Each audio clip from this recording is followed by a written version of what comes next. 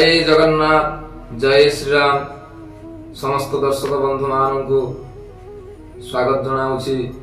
आसतु जानिबा एही वीडियो माध्यम एक आमर जीवनर किछि अपूर्ण रही जाउथुवा काम पूर्णता किभली आसीबो सही विषय रे आलोचना करिबा। तो आमे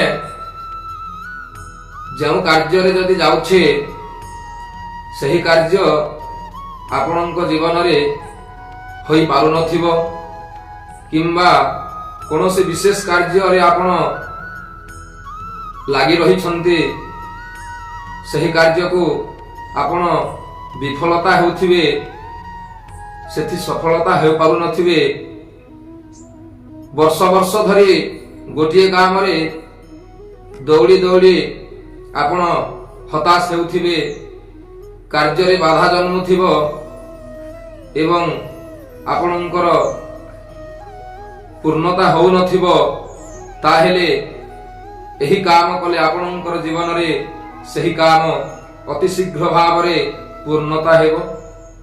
तेणु समस्त दर्शक बंधु माननकु मोर निवेदन, आपण माने आज ही जानि नियंतु एही विषय केउ काम कले आपणकर जीवन रे अति शीघ्र कार्य पूर्ण हेबो एवं आपणकर विशेष कार्य रे जाउथिबा बेले बाधा सृष्टि होथिले बाधा सृष्टि हेबो नाही, आपणकर मंगल हेबो। आसंतु जानिबा। आपण गृहरु जदि कोनोसी विशेष कार्य रे जाउछंती ताहेले प्रत्येक दिन जेते बेले गृहरु बाहरिबे आपण गोटिए घृत दीप आनंतु। सही घृत दीप आपणकर पूजा गृह रे जलाई रखंतु एवं सही घृत दीप मध्य रे दुईटी लवंग पकाइबे एवं आपणकर जो इष्ट देवता अछंती, इष्ट देवादेवी अछंती, सही देवादेवी को स्मरण पूर्वक ध्यान पूर्वक हाथ जोड़ी नमस्कार करिवे। हे प्रभु, मोर इष्ट देवादेवी समस्ते मोर कार्य रे बाधा हेउथिले समस्ते आशीर्वाद करंतु, मोर कार्य शीघ्र पूर्णता हो जाऊ बोले इष्ट देवादेवी को नमस्कार करी स्मरण करी आपण कार्य रे जदि जीवे ताहेले आपणकर कार्य अति शीघ्र पूर्णता हो जिवो। तेणु समस्त दर्शक बंधु माननकु मोर निवेदन, आपण माने आजि ठारू जानि नियंतु, आजि ठारू एही कार्य करंतु।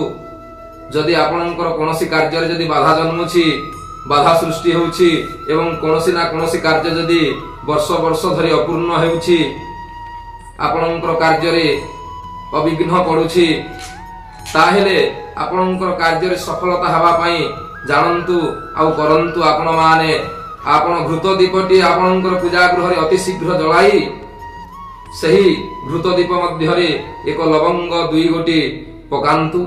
आपणकर इष्ट देवतांको स्मरण करंतु, इष्ट देवादेवींकर कृपा रे आपणकर सफलता हेबो।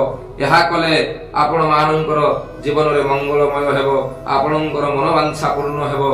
एहा शास्त्रीय प्रमाण रहित। जय श्री राम, जय श्री राधे।